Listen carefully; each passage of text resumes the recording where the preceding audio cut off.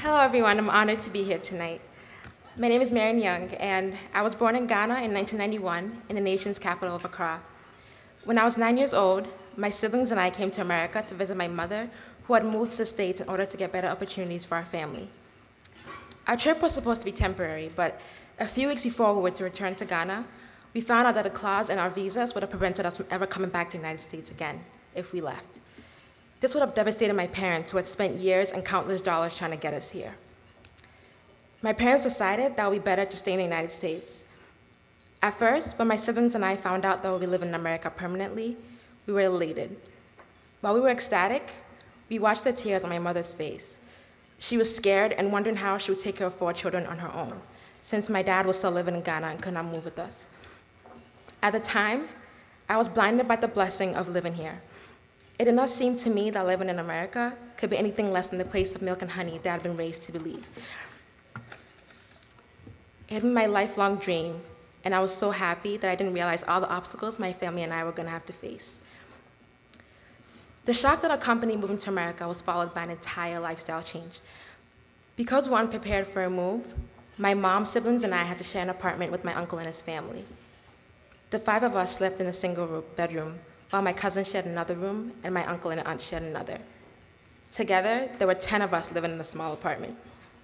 As you can imagine, this was not ideal, and there was often a lot of tension, but we made the best of it until we could move into an apartment of our own.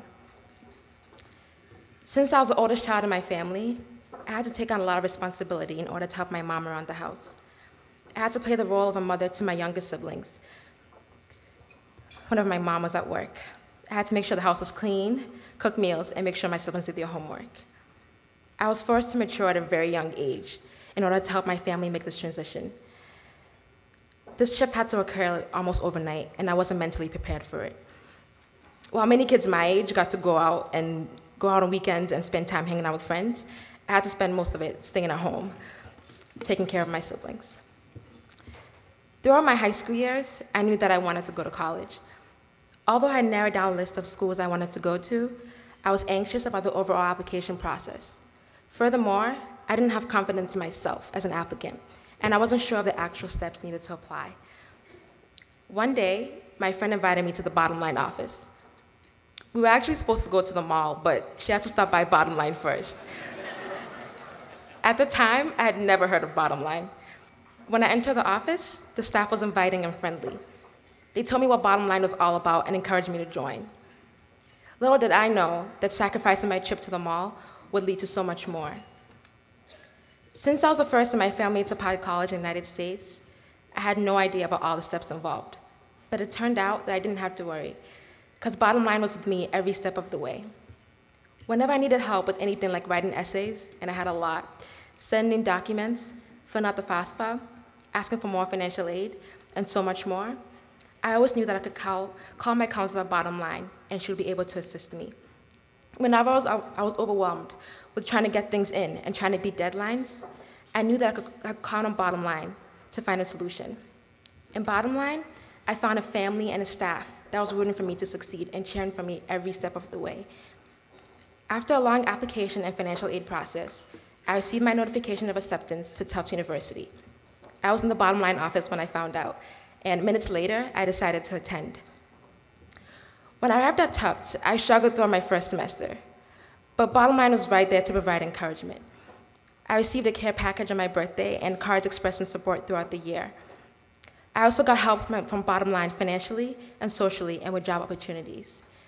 Even now, my counselor Marian comes to campus to check in throughout each semester. Bottom Line support goes beyond individual counselors. Last summer, when I was searching for internships, I received emails and encouragement from a Bottom Line counselor who had participated in the same program I was interested in. I didn't even know her, but she was still so willing to help. Bottom Line not only assists students academically, but also personally. Last semester, my house burned down in a tragic fire. When I first found out, I was devastated. Everything my family owned was destroyed.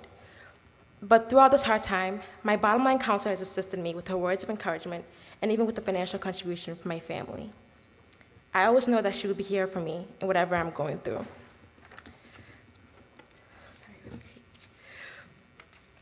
Bottom Line is not just a program, hoping to see me achieve academically or to improve their statistics. It is an entire army of counselors, passionate about helping young adults get into and graduate from college and go far in life.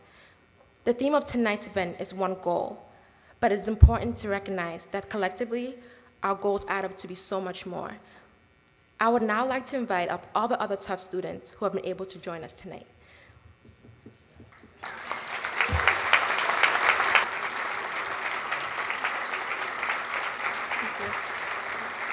It was with the help of Bottom Line that we were able to get into one of the best colleges in the country, Tufts University. In recent years, Bottom Line and Tufts have begun to work very closely together to recruit some of the best students from Boston and Worcester. On behalf of the 21 Bottom Line students at Tufts, I want to thank President Backow and Dean of Admissions Lee Coffin for showing such an interest in supporting some local students who show potential. Just 2 weeks ago, Tufts sent the admission staff over to the Bottom Line office to interview more than 20 new Bottom Line applicants.